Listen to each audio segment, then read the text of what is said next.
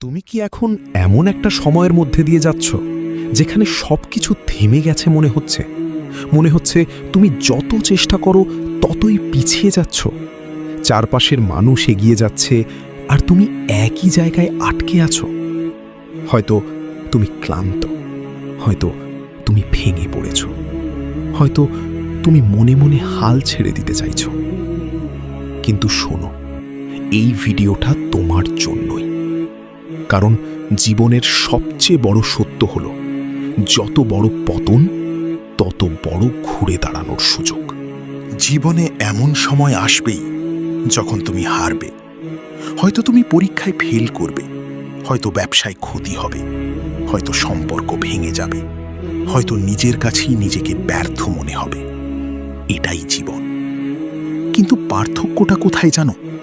পার্থক্যটা হলো তুমি পড়ে গিয়ে পড়ে থাকো নাকি উঠে দাঁড়াও।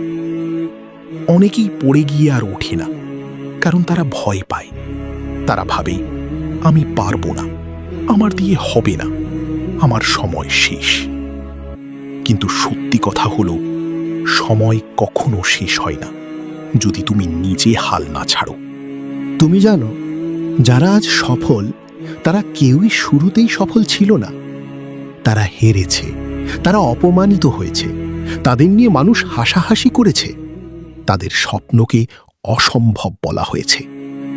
কিন্তু তারা একটা কাজ করেছে, তারা থামেনি। তুমি যদি সত্যি ঘুরে দাঁড়াতে চাও, তাহলে তোমাকে 3টা জিনিস বুঝতে হবে। প্রথমত, নিজের অবস্থাকে মেনে নাও। তুমি এখন যেখানে আছো সেটাকে অস্বীকার করলে চলবে না। তুমি যদি ব্যর্থ হও, সেটা মেনে নাও, কারণ সত্যি না মানলে পরিবর্তন সম্ভব না। নিজেকে বলো, হ্যাঁ, আমি এখন পিছিয়ে আছি, কিন্তু এখান থেকেই আমি শুরু করব। এটাই প্রথম শক্তি। দ্বিতীয়ত, ছোট ছোট পদক্ষেপ নিতে শুরু করো। অনেকেই ভাবে আমি একদিনেই সব বদলে ফেলব। এটা কখনোই কাজ করে না। ঘুরে দাঁড়ানো মানে এক লাফে শিখরে ওঠা না। ঘুরে দাঁড়ানো মানে প্রতিদিন এক ধাপ এগোনো। আজ 1% ভালো হও, আগামীকাল 2% ভালো হও। এইভাবেই তুমি একদিন অনেক দূরে চলে যাবে। তৃতীয়ত, নিজের ওপর বিশ্বাস রাখো। সবচেয়ে কঠিন কাজ এটা, কারণ যখন সবাই তোমার ওপর বিশ্বাস হারায়, তখন নিজের ওপর বিশ্বাস রাখা খুব কঠিন হয়ে যায়। কিন্তু মনে রাখো, তোমার জীবনটা তোমার।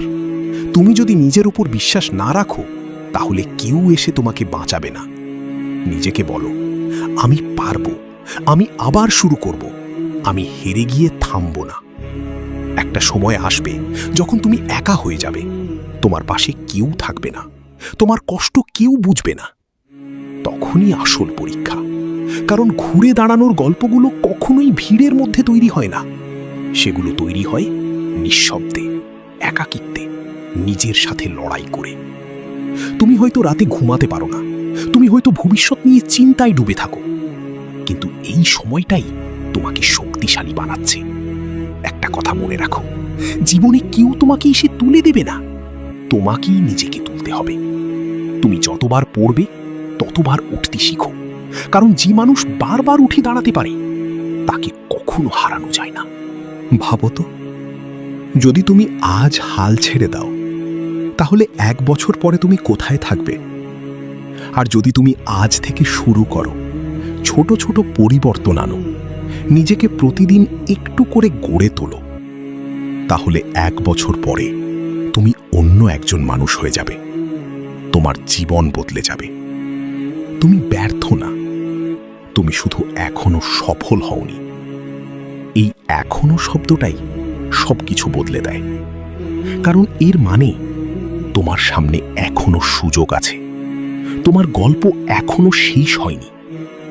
আজ একটা সিদ্ধান্ত নাও। আজ থেকে তুমি পালাবে না। আজ থেকে তুমি নিজেকে দোষ দেওয়া বন্ধ করবে।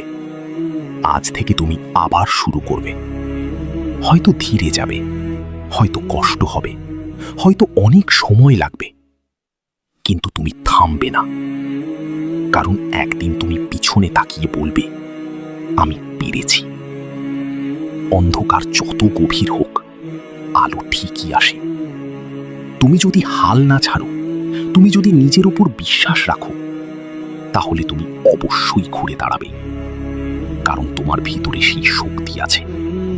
এটাই তোমার সময়, এটাই তোমার নতুন শুরু।